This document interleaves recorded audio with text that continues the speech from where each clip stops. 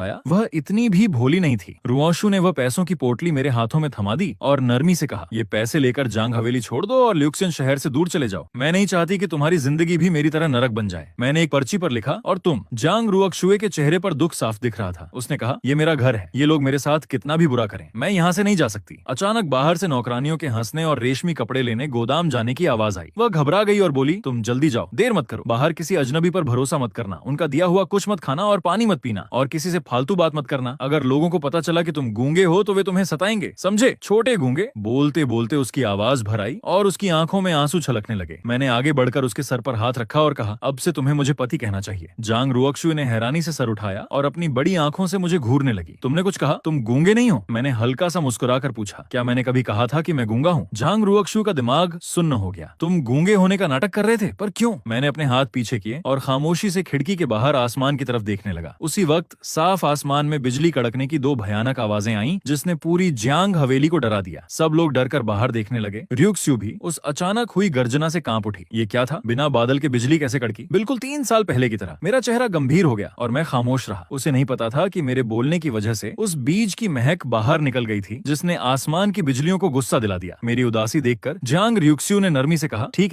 है, मैं नहीं पूछूंगी। तुम अपना सामान समेटो और जल्दी यहाँ से निकल जाओ। अगर चेन यिंगफेंग को पता चला कि तुम गूंगे होने का नाटक कर रहे थे तो वह फिर से शक करने लगेगी। मैंने मुड़कर धीरे से उसका हाथ पकड़ा और कहा, मैं नहीं जाऊंगा, मैं यहीं रुकूंगा। तुमसे शादी करूंगा और आज से तुम्हें प्रोटेक्ट करूंगा। जांग रुआंशुए का चेहरा शर्म से लाल हो गया और उसका दिल तेजी से धड़कने लगा। उसने घबराकर अपना हाथ छुड़ाया और बोली, बड़ी बड़ी बातें मत करो, तुम्हारी ताकत तो मुझसे भी कम है। मैं सिर्फ मुस्कुरा दिया। आज 18 सालों का आखिरी दिन है और मैं जल्द ही पूरी तरह बदलने वाला हूँ। मैंने जांग रुआंशुए की आंखों में देखते हुए पूरे भरोसे के साथ कहा, मुझ पर विश्वास करो। मेरी शांत और मजबूत नजर देखकर रुआंशु के दिल को सुकून मिला। माँ की मौत के बाद यह पहली बार था जब किसी ने उसे प्रोटेक्ट करने की बात कही थी। कुछ देर सोचने के बाद उसने फिर से वह पैसों की पोटली मेरे हाथों में थमा दी और शर्माते हुए बोली, इसे रख लो, समझ लो ये मुझसे शादी करने का शगुन है। ये सुनकर मेरे दिल में एक ऐसी फीलिंग आई जो पहले कभी नहीं हुई थी। मैंने कभी नहीं सोचा था कि कोई लड़की अपनी पूरी जिंदगी की कमाई मुझे दे देगी ताकि मैं उससे शादी कर सकूं। रुआंशु ने अपने छोटे हाथों से मेरे कपड़े ठीक करते हुए प्यार से कहा, खड़े क्यों हो? फेंक अंकल ने पूरी जिंदगी गरीबी में बिताई और तुम्हारे लिए कोई सोना चांदी नहीं छोड़ गए। उम्मीद है ये पैसे तुम्हारे काम आएंगे। ये सुनकर मैं खुद को रोक नहीं पाया और मैंने उसे कमर से पकड़कर अपने गले लगा लिया। जांग रुआंशुए शर्म से इतनी लाल हो गई जैसे पतझड़ का कोई फल हो। उसका दिमाग सुन्न हो गया और शरीर इतना सख्त हो गया कि वह हिल भी नहीं सकी। मैंने उसे काफी देर तक गले लगाए रखा, तब जाकर उसे होश आया और वह घबराकर मुझसे दूर हुई और बोली, मैं कपड़ों का नाप लेने जा रही हूँ। उसे भागते हुए देखकर मैंने वह पैसों की पोटली वापस मेज पर रख दी।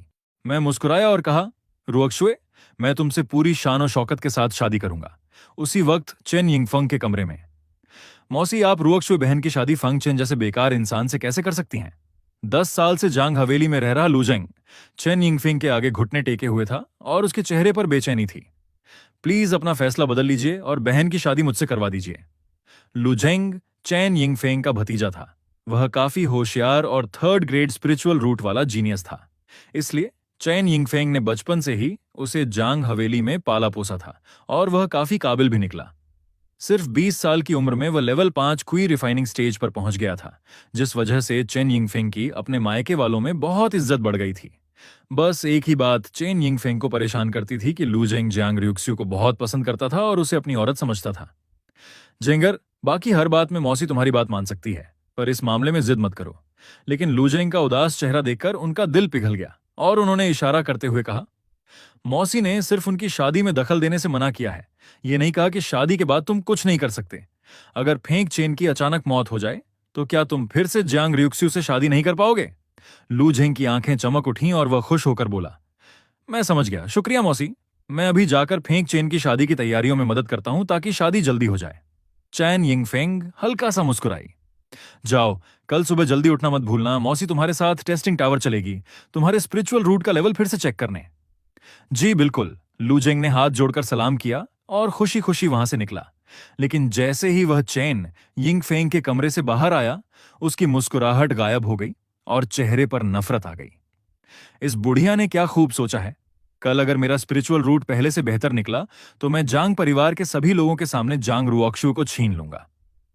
अगली सुबह जांग हवेली के पश्चिमी हिस्से वेस्ट विंग के एक पुराने कमरे में, मैं कमरे में यहां वहां घूम रहा था और बार बार खिड़की से आसमान की तरफ देख रहा था। मेरी आंखें लाल हो चुकी थीं। मैं बहुत घबराया हुआ था क्योंकि इस दिन का इंतजार मैंने 18 साल से किया था। मुझे लगा था कि मुझ में बहुत सब्र है और मैं बिना किसी डर के बीज के अंकुरित होने का स्वागत करूंगा। पर जब वाकई वह दिन आया तो मैं पूरी रात सो नहीं पाया और दिल धड़क रहा था। तभी सूरज की एक तेज किरण बादलों को चीरते हुए कमरे में आई। ठीक उसी पल मुझे अपने अंदर से छट-छट की आवाज सुनाई दी, जैसे कोई सख्त शेल टूट रहा हो। बीज अंकुरित हो गया। मैं तुरंत ध्यान लगाकर बैठ गया और अपना पूरा ध्यान अंदर समेट लिया। अंधेरे में मैंने देखा कि एक नन्हा सा अंकुर मिट्टी चीरकर बाहर निकल रहा है।